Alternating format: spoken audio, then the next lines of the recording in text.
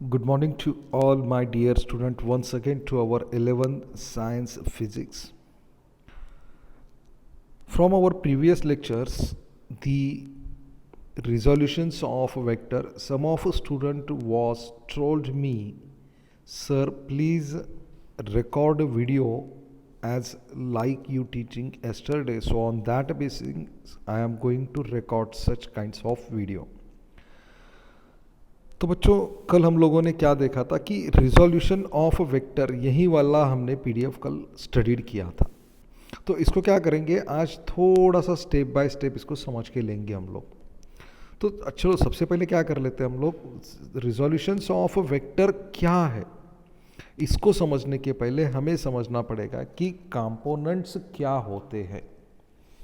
जो एक बात तो हम लोगों ने सिंपल यहाँ पे पढ़ी थी कि जो वेक्टर होते हैं उसको जब हम लोग लिखते हैं, यानी कि उसका एडिशन हो या सब्सट्रैक्शन हो या ट्रायंगल लॉ ऑफ पैरेललोग्राम हो या ट्रायंगल लॉ हो, तो इसके अंदर जब हम लोग पढ़ते थे तब हम लोगों ने देखा था कि जो भी वेक्टर है उसका जो भी सम होगा, जब भी हम लोग उसकी एडिशन करेंगे तो एडिशन करते वक्त हम लोग क्या करेंगे, दो या दो से ज़्यादा वेक्टर देखेंगे। तो इसको थोड़ा सा हम लोग क्या करते हैं, अब डिटेल्स में समझते हैं। ठीक है, अब इस वाले पीपीटी को आगे समझते हैं हम लोग। ठीक है, मैंने क्या बताया कि कोई भी वेक्टर जब हम उसका सम करेंगे, ऐड करेंगे, तो हम लोगों ने लॉ ऑफ ट्रायंगल के अनुसार ऐसा देखा था कि ये जो दो वेक्टर होते हैं लाइक दैट, ये वाला एक वेक्टर हो गया और ये वाला एक वेक्टर हो गया like that, this one is vector. जब हम लोग इसका एडिशन करेंगे तो हमें पता है कि इसके अंदर क्या करना होता है, हमें कि एक डायरेक्शन जो होता है वेक्टर्स का उसको फिक्स करना होता है। इसके जो अलग अलग डायरेक्शन है, इस डायरेक्शन को क्या करना पड़ेगा, हमें फिक्स करना पड़ेगा। तो आप इसको जब फिक्स करोगे तो फिक्स करते वक्त हम लोग क्या करेंगे कि उसको एक पर्टिकुलर यूनिट वेक्टर्स देंगे।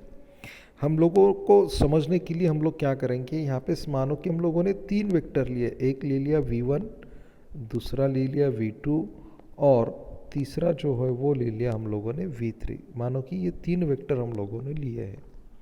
ठीक है, अब ये तीन वेक्टर का जब हम लोग सम करेंगे, इसको हम एडिशन करेंगे, तो एडिशन करते वक्त एक बात हम लोगों को पता है कि हम लोग क्या करेंगे, कि इसको एक फिक्स डायरेक्शन देंगे और अलॉन्ग विथ उसको एक यूनिट वेक्टर देंगे। तो इसका जब हम रिजल्टेंट वेक्टर लेंगे तो वो कैसा होगा कि vector v is equal to v1 alpha plus v2 beta plus v3 gamma. तो ये जो अल्फ़ा बीटा गामा है, ये वाले, ये इसको कैप देना ज़रूरी होता है। ये जो अल्फ़ा हो गया, ये बीटा हो गया, ये गामा हो गया, इसको हम लोग क्या कहते हैं, यूनिट वेक्टर्स। इसको क्या कहते हैं हम लोग, यूनिट वेक्टर्स कहते हैं। अब ये जो यूनिट वेक्टर्स हैं, ये जो यूनिट वेक्टर्स हैं, ये यूनिट वेक्टर्स क्या बताते हैं, इसका डायरेक्शन बताते हैं करस्पॉन्डिंग टू v1 का। तो ये अल्फ़ा जो है, ये अल्फ़ा क्या करेगा, करस्पॉन्डिंग टू v1 का डायरेक्शन बताएगा। बीटा क्या करेगा, करस्पॉन्डिंग टू v2 का डायरेक्शन बताएगा। गामा क्या करेगा, करस्पॉन्डिंग टू v3 का डायरेक्शन बताएगा। तो ये जो डायरेक्शन बताते हैं, ये जो v1 v2 v3 जो है, इसको कहेंगे हम लोग कंपोनेंट्स। इसको क्या कहेंगे हम लोग, कंपोनेंट्स कहेंगे। ये जो कंपोनेंट्स हैं, इस कंपोनेंट्स, ये किस चीज़ के कंपोनेंट्स हैं, ये v के कंपोनेंट्स हैं, जो कि अलोंग द डायरेक्शन किसका बता रहे हैं, ये अल्फ़ा बीटा और गामा का डायरेक्शंस बता रहे हैं कि इसके ऊपर आपका v1 है, इसके ऊपर v2 है, इसके ऊपर v3 है। तो according to that this one, देखो कि ये जो वेक्टर है, आप इसको समझते हैं, इसको समझते हैं हल्का सा। ठीक है, इसके अंदर क्या कह रहा है ये कि वेक्टर जब हम लोग लिखेंगे कैन बी रिटन एज, ये जो वेक्टर हम लोग लिखेंगे तो it is nothing but the sum of the two or more vectors, sum of the two or more vectors, ठीक है, along a certain fixed direction, एक फिक्स्ड डायरेक्शन पे करोगे। तो जो वेक्टर v बताओगे आप, इन सब का रिजल्टेंट बोलेंगे हम लोग इसको जब v1 बताओगे तो वो कैसा बताओगे, v1 alpha dash sorry alpha cap plus v2 beta cap v3 gamma cap. तो इसके अंदर जो अल्फा बीटा गामा जो है that is called as the unit vector, जो कि इसके डायरेक्शंस के अकॉर्डिंग हम लोगों ने चूज़ किया। अल्फ़ा किसके लिए चूज़ किया हम लोगों ने, v1 के लिए, बीटा किसके लिए चूज़ किया, v2 के लिए, गामा किसके लिए चूज़ किया, v3 के लिए। तो ये यूनिट वेक्टर जो है ये अकॉर्डिंग टू दैट हम लोगों ने चूज़ किए और इसको कहेंगे हम लोग v1 v2 और v3 को कहेंगे हम लोग कंपोनेंट। क्या कहेंगे उसको, कंपोनेंट्स, जो कि v के है, v के कंपोनेंट है और ये जो है ये अलोंग 3 डायरेक्शंस है अल्फ़ा बीटा गामा के, ठीक है। यहाँ तक तो बात हमें कल या आज भी अच्छी तरह से समझ में आई थी। अब क्या करेंगे हम लोग, इसको और थोड़ा सा अच्छी तरह से समझेंगे। अब हम लोग देखेंगे कि रिजोल्यूशन ऑफ वेक्टर क्या होता है। हम लोग क्या समझेंगे अब, रिजोल्यूशन ऑफ वेक्टर क्या होता है। रिजोल्यूशन ऑफ वेक्टर ये होता है कि जब हम लोग कोई वेक्टर को स्प्लिट करते हैं, क्या करते हैं, कोई वेक्टर को स्प्लिट करते हैं और स्प्लिट करने के बाद जो वेक्टर्स हमको मिलता है उसके कंपोनेंट्स के अकॉर्डिंग उसको कहेंगे हम लोग रिजोल्यूशन ऑफ वेक्टर्स। चलो इसको हम लोग लिख लेते हैं। क्या कह रहा हूँ मैं, द प्रोसेस ऑफ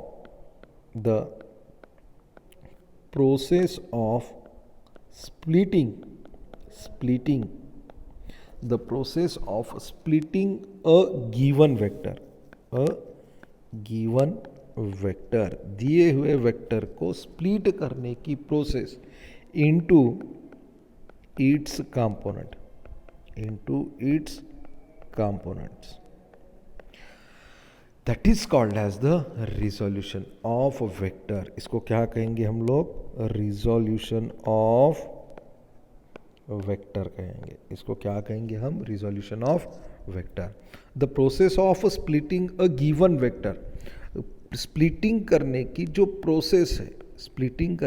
प्रोसेस है वेक्टर्स को उनके कंपोनेंट्स में, उसको कहेंगे रिजोल्यूशन ऑफ वेक्टर। अब ये जो कंपोनेंट्स होते हैं, ये कंपोनेंट्स क्या करते हैं, एक अलग अलग डायरेक्शंस की ओर होती है। जब वो डायरेक्शंस की ओर होती है तो दैट रिक्वायर्ड एन एंगल, उसको क्या चाहिए, कोई भी एक एंगल चाहिए। तो इसको और समझाते हैं, देखो इसको मैं समझाता हूँ। मैंने क्या किया कि जो कंपोनेंट्स हैं, जो भी कंपोनेंट्स हैं जिसके अंदर हम लोगों ने देखा था अल्फ़ा बीटा गामा के अकॉर्डिंग हमने v1 v2 v3 के जो कंपोनेंट्स लिए थे, ये जो कंपोनेंट्स थे ना, ये कंपोनेंट्स अलोंग कोई डायरेक्शंस होंगे, बराबर है। अब ये अलोंग डायरेक्शन जो होते हैं, अलोंग डायरेक्शन तो होंगे तो ये बराबर है, लेकिन जब ये अलोंग डायरेक्शंस होते हैं तो वो क्या वो किसके रिलेटेड होते हैं, एक एंगल्स को रिक्वायर्ड करते हैं। ऐसे नहीं होंगे, वो कोई भी एंगल्स के रिलेटेड होंगे। अब जब वो एंगल्स के रिलेटेड होंगे, जब उसका डायरेक्शन हम फाइंड आउट करेंगे तो हमें एक बात समझ में आएगी कि ये कैसे है, म्यूचुअली परपेंडिकुलर है। ये कैसे है, म्यूचुअली परपेंडिकुलर है। अब इसको समझने की जब हम लोग कोशिश करेंगे तो एक सिंपल बात है, मैं आपको सिंपल एग्जांपल दे दूंगा। माना कि हमारे पास दो वेक्टर है, एक है वेक्टर आर एक्स, एक है वेक्टर आर वाई, और इन दोनों का रिजल्टेंट हम लोग लेंगे आर, ठीक है। अब ये जो वेक्टर है, मैंने क्या बताया, ये जो कंपोनेंट्स हैं, ये कंपोनेंट्स अलोंग कोई डायरेक्शन होंगे। तो मानो हम लोग समझ लेते हैं कि ये एक एक्स एक्सिस है, ठीक है, ये क्या है हमारा, एक एक्स एक्सिस है। अब ये जो एक्स एक्सिस है, क्रॉस हो गया था, चलो, ये जो ये वाई एक्सिस होता है, वाई एक्सिस, और ये है हमारा एक्स एक्सिस, ठीक है। तो ये एक्स और वाई एक्सिस के अकॉर्डिंग जब हम लोग इसके कंपोनेंट्स लेंगे तो एक बात है कि पहले इसका जो एक पॉइंट है रिजल्टेंट वो निकाल लेंगे। यहाँ पे हम लोग क्या करेंगे, इसको नाम दे देंगे, यहाँ पे इसका ओ क्या है, ओरिजिन है, ये क्या है हमारा x है, ये क्या है हमारा x है, ये हमारा y है, ठीक है। तो अब इसके अंदर एक ये जो वाला है ना, ये हम लोग रिजल्टेंट ले लेते हैं ओ वाई और ओ एक्स के अकॉर्डिंग। ये हमारा हम क्या करेंगे, यहाँ पे एक रिजल्टेंट ले लेंगे। ये रिजल्टेंट हमने ले लिया, इसको नाम क्या कर दे दिया हमने, आर दे दिया। क्या दे दिया, आर। अब ये ओ एक्स के अकॉर्डिंग ये क्या होगा, आर एक्स होगा, ये क्या होगा, आर वाई होगा। अब मुझे बताओ आर का आर एक्स और आर वाई ये क्या है, एक कंपोनेंट है, और ये दोनों के बीच में एक क्या बन रहा है, यहाँ पे एक एंगल बन रहा है, that is called as the theta. क्या बन रहा है, एक एंगल बन रहा है। अब ये फिर हम लोगों ने क्या किया कि ये यहाँ से इसको हम लोग सी नाम देंगे। इसको क्या नाम देंगे, सी से। ये भी वेक्टर है, तो इस वेक्टर से हम यहाँ पे एक परपेंडिकुलर ड्रॉ करेंगे। क्या करेंगे, एक परपेंडिकुलर ड्रॉ करेंगे। इसको ए नाम देंगे, जो कि अलोंग ओ एक्स है।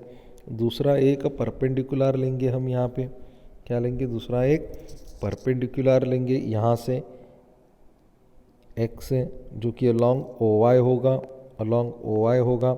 इसको नाम दे देंगे बी। हम इसको क्या नाम दे देंगे, हम बी दे देंगे। देखो ये diagram according to our book same here, ठीक है। अब ये जो दो डायग्राम है ये, अब इसके अकॉर्डिंग हम लोग क्या करेंगे, सबसे पहले हमारा जो इक्वेशन है उस इक्वेशंस का मैग्नीट्यूड निकालेंगे अकॉर्डिंग टू दिस वन। पहले क्या करेंगे, हम लोग मैग्नीट्यूड निकालेंगे, फिर बाद में उसका डायरेक्शन देखेंगे। अब इसका मैग्नीट्यूड देखेंगे हम लोग, बराबर है। तो मैग्नीट्यूड के अंदर हम लोगों ने क्या किया कि ये जो डायरेक्शन है, ये डायरेक्शंस जो है ओ सी से, क्या ओ सी से अकॉर्डिंग हमने सी से परपेंडिकुलर दिलवाया, सी से इधर एक ओ वाई पे परपेंडिकुलर दिलवाया, सी से ओ वाई पे परपेंडिकुलर दिलवाया, उसके बाद सी से ओ एक्स पे परपेंडिकुलर दिलवाया। तो इसके अकॉर्डिंग क्या है, तो हमें एक एक बात चीज़ लिख के लेनी है। तो ये जो वेक्टर आर है, वेक्टर आर क्या है हमारा, ओ सी है। वेक्टर क्या है हमारा, वेक्टर आर ओ सी है। तो उसके बाद हम लोगों ने जो परपेंडिकुलर ड्रॉ किए हैं उसके अकॉर्डिंग देख लेते हैं हम लोग कि आर एक्स जो है हमारा, आर एक्स क्या है, ओ ए है। ये सब वेक्टर है, ये सब वेक्टर है, भूलना नहीं है। आर वाई है, आर वाई क्या है हमारा, ओ बी है। आर वाई क्या है हमारा, ओ बी है। तो यहाँ तक तो बात हमारी समझ में आ गई है। इसके अंदर ये बताओ बच्चों, ये वाले, ये वाला और ये वाला, ये दो चीज़ क्या है, ये दो चीज़ है हमारे कंपोनेंट्स।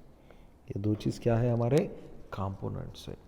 अब यहाँ पे देखो, ये इसके अकॉर्डिंग, अब देखो लेज़र बीम देखो प्रॉपरली, ये जो पॉइंट है हमारा, ये वाला जो पॉइंट है, ये पूरा ये क्या बना रहा है, ये सिंपल ये एक पैरेललोग्राम बना रहा है। क्या बना रहा है, ये एक पैरेललोग्राम बना रहा है। इसको लिख लेते हैं हम लोग, ये एक पैरेललोग्राम बना रहा है। तो फिर according to the law of parallelogram, according to the law of parallelogram हमें एक बात पता है कि vector r is equal to R X plus R Y होगा। ये कैसा होगा, हम लोगों को पता है कि according to the law of vector parallelogram ये आर वाई है, तो ऑब्वियसली ये आर वाई होगा। फिर ये आर एक्स आर वाई के बराबर होगा। सिमिलरली आर एक्स ये, तो ये भी आर एक्स होगा, यहाँ पे भी आर एक्स होगा। तो आर के अकॉर्डिंग ये और ये बराबर होंगे, जिसको हम पाइथागोरस का प्रमेय बोलते हैं। फिर अकॉर्डिंग टू दैट हम लोगों ने पैरेललोग्राम का लॉ बनाया था, और उसके थ्रू हम लोग बता सकते हैं कि vector r is equal to R X plus R Y होता है। तो फिर आर एक्स सॉरी, हाँ, तो ये वेक्टर r क्या है, इसको हम लोग ऐसा लिख सकते हैं, R X I cap plus R Y J cap. तो ये जो है, ये जो आई कैप है, ये जो जे कैप है, ये क्या है, ये दो इसके यूनिट वेक्टर्स है। क्या है, इसके यूनिट वेक्टर्स है। ये क्या है, इसके यूनिट वेक्टर्स है। अगर वेक्टर r 3 डायमेंशन में होता तो क्या होता है, ये R X plus R Y plus R J. चलो इसको बाद में देखेंगे, छोड़ दो इसको अभी, छोड़ दो, इसको बाद में देख लेंगे, वो आएगा सामने तो आना ही है इसको, ठीक है। ओके, तो ये हो गया R X R J, R Y J. I और जे क्या है, ये दो यूनिट वेक्टर्स है, जो कि आई बताता है हमें कि वो अलोंग विथ यक्स है और जे बताता है वो अलोंग विथ वाई है। ठीक है, अब ये दोनों क्या है, मैग्नीट्यूड है किसके, इसके दो कंपोनेंट की, जो कि प्रिफेर कर रहा है किसको, आपके, एक आपको प्रिफेर कर रहा है यक्स को और दूसरा प्रिफेर कर रहा है आपके वाई को, बराबर है। ठीक है, यहाँ तक तो कोई दिक्कत नहीं है, क्योंकि हम लोगों ने पहले देखा था कि आई जे के ये एक्स को डिनोट करता है, ये वाई को डिनोट करता है, ये जेड को डिनोट करता है, ये तो हम लोगों ने पहले ही देखा था। ठीक है, ये हो गया आपका। अब क्या होगा इसके बाद, हम लोग क्या करेंगे, अब कुछ साइंस थ्रू साइन कॉस के थ्रू हम लोग क्या करेंगे, इसका प्रॉपर मैग्नीट्यूड निकालने की कोशिश करेंगे। हम लोग क्या करेंगे, इसका एक प्रॉपर मैग्नीट्यूड निकालने की कोशिश करेंगे। ठीक है, अब इसके अंदर जो कॉस थीटा आएगा, कॉस थीटा, वो क्या आएगा, देखो कॉस थीटा, पहले इसको देख लेते हैं हम लोग। कॉस थीटा क्या है हमारा, एडजेसेंट साइड, कॉस थीटा क्या है, adjacent side divided by hypotenuse, adjacent side divided by hypotenuse. तो इसके अंदर, इस डायग्राम के अंदर एडजेसेंट साइड क्या आएगा हमारा, आर एक्स आएगा, एडजेसेंट साइड क्या आएगा, आर एक्स आएगा। तो हाइपोटेनस क्या है, हाइपोटेनस हमारा ये वाला है, हाइपोटेनस हमारा ये वाला है जो कि आर है, आर हो गया।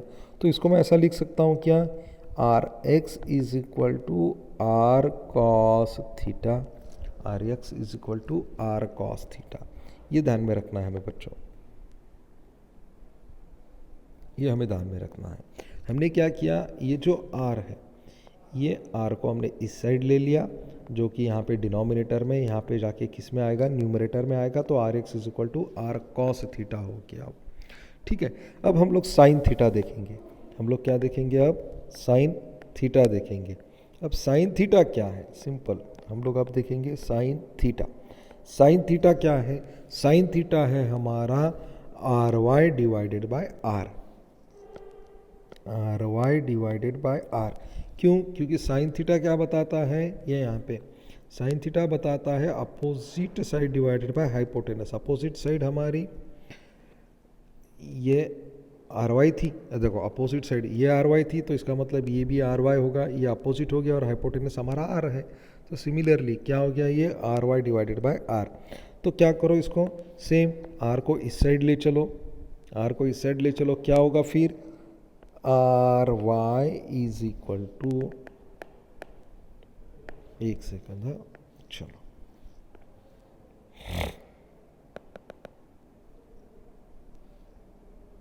चलो हो गया। ये इसको क्या लिख सकते हैं हम लोग, R Y is equal to R sine theta.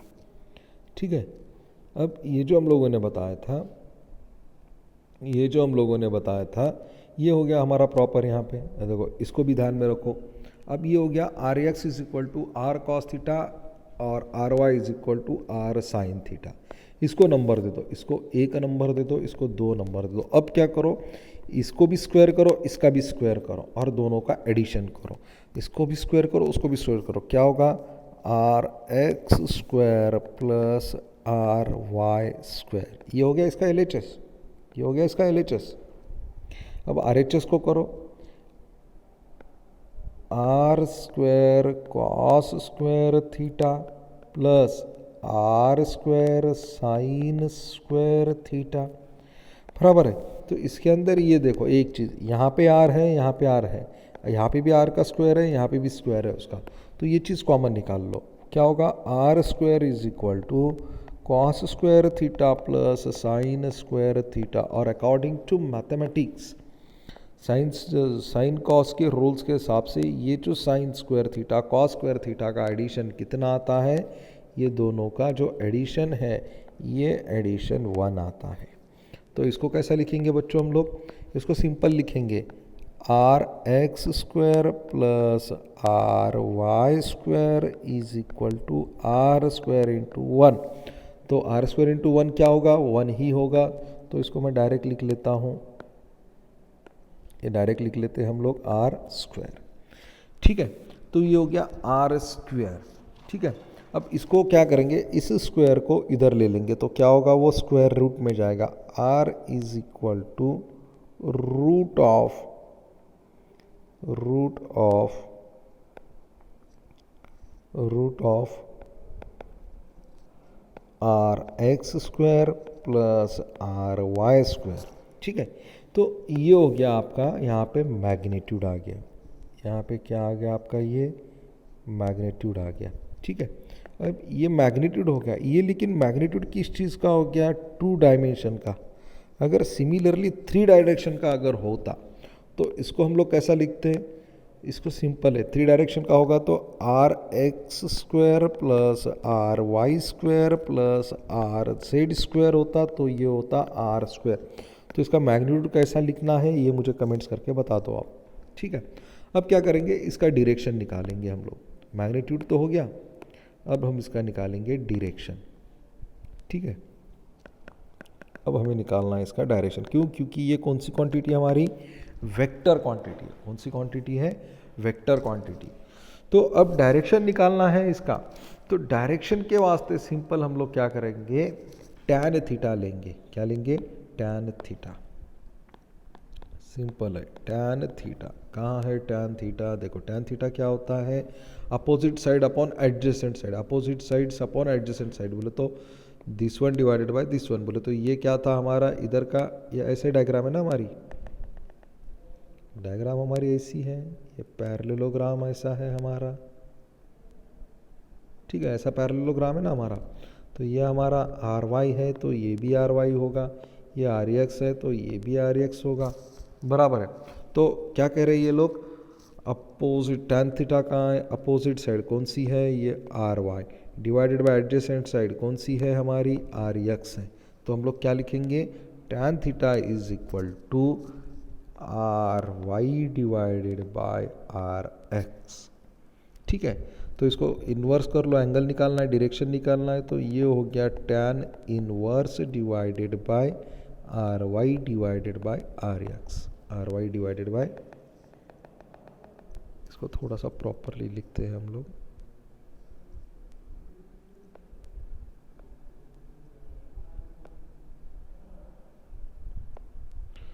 Are Y divided by R X. ये आ गया हमारा डायरेक्शन, ये क्या हो गया हमारा, डायरेक्शन हो गया। तो ये था हमारा रिजोल्यूशन ऑफ वेक्टर्स। ठीक है, अब मैंने आपको 3D का भी बता दिया, 3 डायमेंशनल में भी होगा तो क्या होगा, सिर्फ डायग्राम कैसी होगी इसकी,